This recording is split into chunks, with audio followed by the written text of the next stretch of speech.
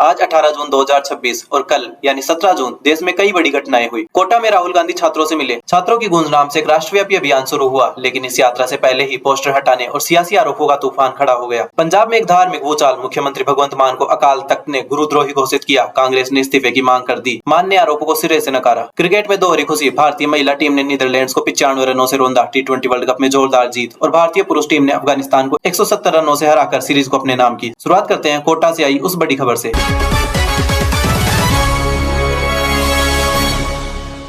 कल यानी 17 जून देश की कोचिंग राजधानी कोटा में एक बड़ा राजनीतिक और सामाजिक आयोजन हुआ। लोकसभा में विपक्ष के नेता राहुल गांधी दिल्ली से सीधे कोटा पहुंचे। कांग्रेस के नए राष्ट्रव्यापी छात्र आंदोलन छात्रों की गूंज की शुरुआत करने के लिए यह आंदोलन पेपर लीक, परीक्षा की अनियमितताओं और बढ़ती फीस के खिलाफ है। राहुल गांधी कल दोपहर बाद कोटा के एयरपोर्ट पर उतरे। उनके स्वागत के लिए पूर्व मुख्यमंत्री अशोक गहलोत, पूर्व उप मुख्यमंत्री सचिन पायलट, राजस्थान कांग्रेस अध्यक्ष गोविंद सिंह डोटासरा और विपक्ष के नेता टीकाराम जूली मौजूद थे। कार्यक्रम में नीट और जी की तैयारी करने वाले हजारों छात्र शामिल हुए। कोटा में फिलहाल लगभग 1.2 लाख छात्र विभिन्न कोचिंग संस्थाओं में पढ़ रहे हैं। अब बात करते हैं राहुल गांधी ने इस यात्रा में क्या अच्छा किया। उनके भाषण की शुरुआत बेहद संवेदनशील थी। उन्होंने कहा, यह कोई राजनीतिक सभा नहीं है, यह आपके बारे में है, उन युवाओं के बारे में जो अपने भविष्य के लिए हर दिन जूझ रहे हैं। आज की शाम उन चुनौतियों की है जिनसे आप रोज गुजरते हैं। उन्होंने छात्रों से सीधा संवाद किया। उनकी पढ़ाई की योजनाएं, नीट और जी को क्यों चुना, उनके सपने और तैयारी पर खर्च होने वाला पैसा, इन सब पर बात की। राहुल गांधी ने कहा, अगर सरकार आपकी रक्षा नहीं कर सकती तो विपक्ष आपके साथ खड़ा रहेगा। हम आपके साथ एकजुटता से खड़े हैं और हम आपके लिए मिलकर लड़ेंगे।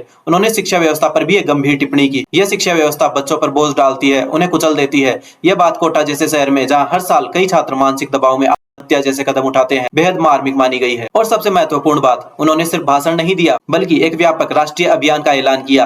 यह कैंपेन शिक्षा मंत्री धर्मेंद्र प्रधान के इस्तीफे की मांग के साथ आगे बढ़ेगा और इसे NSUI और यूथ कांग्रेस की पूरी मशीनरी देश भर में आगे ले जाएगी। लेकिन इस यात्रा के साथ कुछ सवाल और कमियां भी जुड़ी है। सबसे बड़ा सवाल है टाइमिंग का। यह कार्यक्रम नीट की 2 बार परीक्षा से ठीक 4 दिन पहले रखा गया, यानी 21 जून की परीक्षा से पहले। भाजपा ने इसे गैर जिम्मेदाराना और छात्रों को परीक्षा से पहले भ्रमित करने वाला कदम बताया है। राजस्थान भाजपा के वरिष्ठ नेता राजेंद्र राठौड़ ने इस यात्रा को कॉमेडी सर्कस कहा। उन्होंने आरोप लगाया कि देश के इतिहास में पहली बार मृत छात्रों को श्रद्धांजलि देने के नाम पर पॉप सिंगर परफॉर्मेंस आयोजित किए जा रहे हैं। यह कांग्रेस का प्रायोजित कार्यक्रम महज एक फ्लॉप शो और कॉमेडी सर्कस है। राठौड़ ने यह भी कहा, दिल्ली और देहरादून के 2 छात्रों की मौत जो नीट रद्द होने के बाद कथित तौर पर आत्महत्या से जुड़ी थी, उसे राजनीतिक मंच बनाने के लिए इस्तेमाल किया जा रहा है। उन्होंने कहा, श्रद्धांजलि के मौके को मनोरंजन कार्यक्रम में बदलना अफसोसजनक और शर्मनाक है। दूसरी बड़ी कमी, अतीत पर सवाल। भाजपा ने पूछा, पिछली अशोक गहलोत सरकार के दौरान राजस्थान में 19 पेपर लीक की घटनाएं हुई। कई छात्रों ने डिप्रेशन में आत्महत्या की। तब राहुल गांधी न तो वहां गए न कोई चिंता जताई। आज चुनाव से पहले वो अचानक छात्रों के हीरो बनकर आए हैं। तीसरी कमी, विवाद और राजनीतिक तनाव। यात्रा से एक दिन पहले ही कांग्रेस ने आरोप लगाया कि भाजपा प्रशासन उनके पोस्टर और बैनर हटा रहे हैं, कोचिंग संस्थानों और पीजी मालिकों पर दबाव बना रहे हैं ताकि छात्र कार्यक्रम में न आए। भाजपा ने इन आरोपों को निराधार और राजनीतिक से प्रेरित बताकर खारिज कर दिया।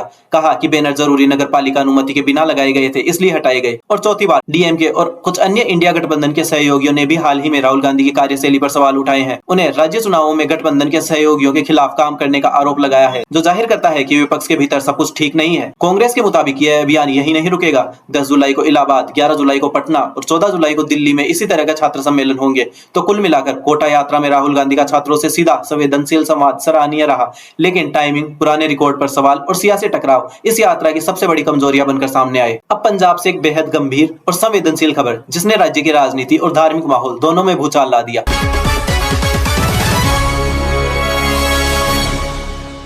सिखों के सर्वोच्च धार्मिक प्राधिकरण श्री अकाल तख्त साहिब ने पंजाब के मुख्यमंत्री भगवंत मान को सिख गुरुओं के अपमान का दोषी पाया है और उन्हें औपचारिक रूप से गुरुद्रोही और पंथ विरोधी घोषित कर दिया है। यह पूरा विवाद शुरू हुआ एक वीडियो से। कुछ महीने पहले एक वीडियो वायरल हुआ था जिसमें मुख्यमंत्री भगवंत मान जैसा दिखने वाला एक व्यक्ति को सिख गुरुओं की तस्वीर पर शराब छिड़कते हुए दिखाया गया था। वीडियो वायरल होने के बाद अकाल तख्त ने मुख्यमंत्री को तलब किया। मान 15 जनवरी को अकाल तख्त के जत्थेदारों के सामने पेश हुए और उन्होंने दावा किया कि यह वीडियो AI से बनाया गया फर्जी वीडियो यानी डीप फेक है। लेकिन यहाँ कहानी में एक बड़ा मोड़ आया। जनता के बढ़ते दबाव के बाद यह वीडियो भारत सरकार से मान्यता प्राप्त 2 अलग-अलग फोरेंसिक प्रयोगशालाओं में जांच के लिए भेजा गया।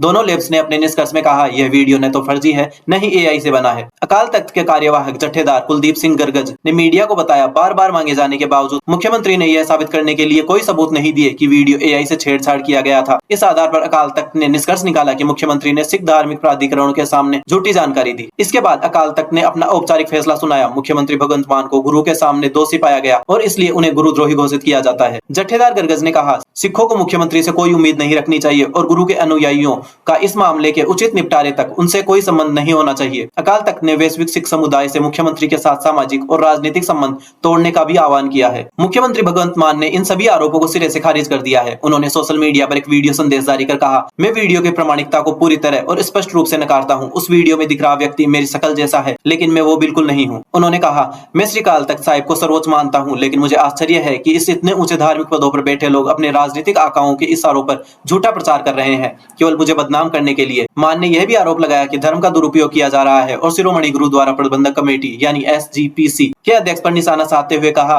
वो खुलेआम शिरोमणि अकाली दल के प्रचारक बने हुए हैं। इस फैसले का राजनीतिक असर तुरंत दिखा। कांग्रेस ने सोमवार को ही मुख्यमंत्री भगवंत मान से इस्तीफे की मांग कर दी। पार्टी ने कहा, अकाल तख्त का फैसला वीडियो की फोरेंसिक जांच पर आधारित है और मान के मुख्यमंत्री बने रहने का नैतिक अधिकार खो दिया है। पार्टी ने सिख भावनाओं और संस्था के सम्मान में उनसे तुरंत इस्तीफे देने की अपील की। विपक्षी दल शिरोमणि अकाल दल और अन्य सिख धार्मिक संगठनों ने भी मुख्यमंत्री पर तीखा हमला बोला और जवाबदेही की मांग की। वहीं आम आदमी पार्टी मान की अपनी पार्टी ने इसे एक साजिश करार दिया।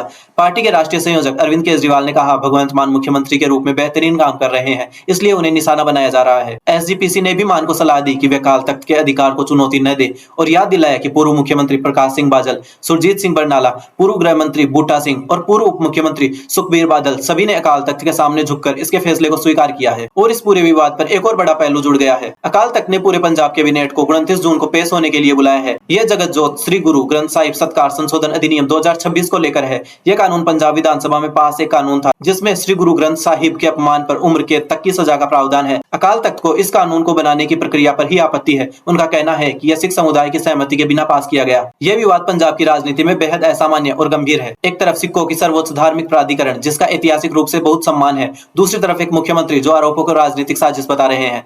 पंजाब विधानसभा चुनाव से कुछ ही महीने पहले यह विवाद भगवंत मान और आपकी सरकार के लिए एक बड़ा झटका साबित हो सकता है।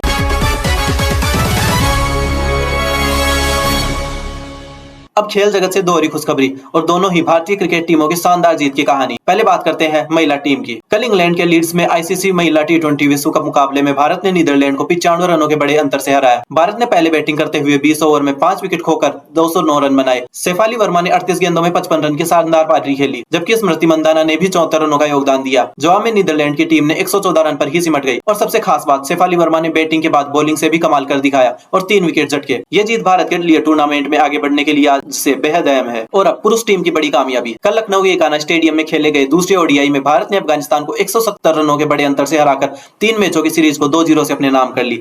भारतीय कप्तान शुभमन गिल के शानदार 154 रनों की पारी खेली, जबकि ईशान किशन ने भी 125 रन बनाए। भारत ने 402 रनों का विशाल स्कोर बनाया। जवाब में अफगानिस्तान की टीम 232 रन पर ही सिमट गई। रहमत शाह ने 79 रनों की कोशिश की, लेकिन यह काफी नहीं रहा। अर्शदीप सिंह और गुरनूर बरार 3-3 विकेट लेकर भारतीय गेंदबाजी को मजबूती दी। मैच के बाद कप्तान शुभमन गिल ने कहा, थोड़ा थकान महसूस हो रही है, अलग अलग जगहों पर ऐंठन है, बहुत गर्मी थी। मैंने 40 से 45 ओवर तक बैटिंग की, अब बेहतर महसूस कर रहा हूं। तीसरी और आखिरी ODI 20 जून को चेन्नई में खेला जाएगा। अब पिछले 24 घंटे की कुछ खास और जरूरी खबरें। G7 शिखर सम्मेलन। फ्रांस में G7 का आयोजन जारी है। भारत और फ्रांस ने अपनी विशेष सामरिक साझेदारी को और मजबूती करने की घोषणा की। टेलीग्राम पर एक और कार्रवाई। सरकारी प्रतिबंधों के बाद टेलीग्राम को गूगल प्ले स्टोर से हटा दिया गया है। हालांकि यह भी अभी एप्पल ऐप स्टोर पर उपलब्ध है। युवा संसद 2026। लोकसभा अध्यक्ष ओम बिरला ने युवाओं से विकसित भारत 2047 के विजन को साकार करने की अपील की। FIFA world cup 2026। मेसी और रोनाल्डो दोनों के लिए ऐतिहासिक फाइनल एडिशन। अर्जेंटीना और पुर्तगाल दोनों ने अपने कैंपेन की शुरुआत कर दी है। भारत स्लोवाकिया संबंध। विदेश मंत्रालय ने बताया कि भारत और स्लोवाकिया ने अपने संबंधों में व्यापक साझेदारी के स्तर तक बढ़ा दिया है। त्रिपुरा को GI टैग। त्रिपुरा के एक आदिवासी संगीत वाद्य यंत्र को GI टैग मिला है, जिससे स्थानीय संस्कृति को संरक्षित करने की दिशा में बड़ा कदम माना जा रहा है।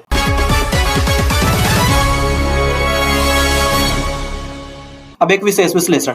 छात्र राजनीति और धर्म राजनीति दोनों एक ही दिन क्यों उभरे? आज की 2 सबसे बड़ी खबरें कोटा और पंजाब ऊपर से बिल्कुल अलग अलग दिखती है। एक शिक्षा से जुड़ी है और दूसरी धर्म से, लेकिन दोनों में एक समान सवाल छिपा है। दोनों ही मामलों में सच्चाई और राजनीति की रेखा बेहद धुंधली हो गई है। कोटा में क्या यह सच में छात्रों की आवाज है या चुनाव से पहले की रणनीति? दोनों ही हो सकते हैं और यही सबसे मुश्किल हिस्सा है। दोनों मामलों में जनता के लिए एक ही सीख है, किसी भी बड़े दावे को सुनकर तुरंत किसी एक पक्ष को मान लेने से पहले तथ्यों की पूरी तस्वीर देखना जरूरी है। आज की खबर एक बात साफ करती है, चाहे शिक्षा का मुद्दा हो या धर्म का, सच्चाई हमेशा पहली नजर में नहीं दिखती। उसे खोजने के लिए दोनों पक्षों को सुनना जरूरी है। हम इन सभी खबरों पर आपको हर अपडेट देते रहेंगे। आपका बहुत बहुत शुक्रिया। जागरूक रहे, सुरक्षित रहे। जय हिंद, जय भारत।